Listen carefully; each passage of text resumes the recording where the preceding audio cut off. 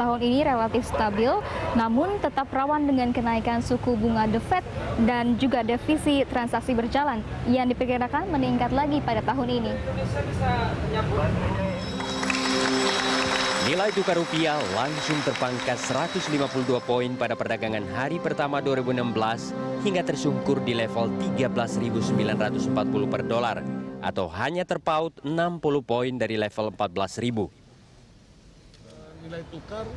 Menurut Gubernur Bank Indonesia Agus Martowardoyo, rupiah masih menghadapi tantangan berat tahun ini karena defisit transaksi berjalan yang telah turun dari 27 miliar dolar menjadi 17 miliar dolar atau sekitar 2% terhadap PDB pada akhir 2015 diperkirakan akan naik lagi menjadi 2,6 sampai 2,7% pada tahun 2016. Namun secara umum rupiah akan lebih stabil karena masih bisa dikompensasi oleh kegiatan investasi untuk infrastruktur serta surplus neraca perdagangan. Kalau kita lihat transaksi berjalan, sekarang ini kan transaksi berjalan ada di kisaran 2% sepanjang tahun 2015.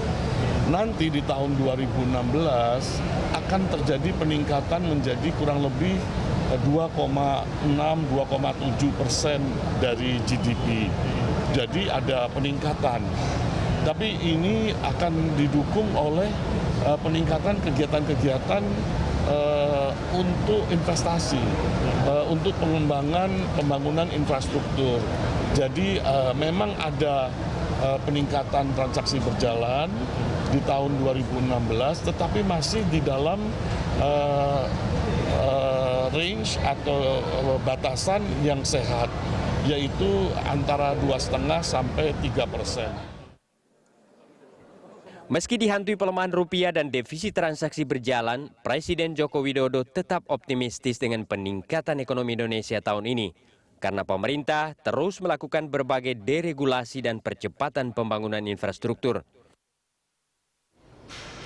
Terus-menerus akan kita lakukan perombakan-perombakan melalui paket-paket deregulasi, terus nggak akan berhenti itu.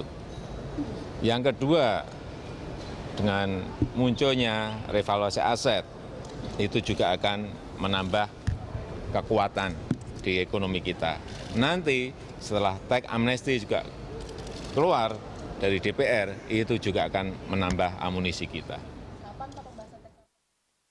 Dalam APBN 2016, pemerintah mematok target pertumbuhan ekonomi sebesar 5,3% dan asumsi nilai tukar rupiah pada level 13.900 per dolar Amerika. Namun sejumlah ekonom menilai target tersebut tidak sejalan dengan optimisme pemerintah terhadap perkembangan ekonomi 2016.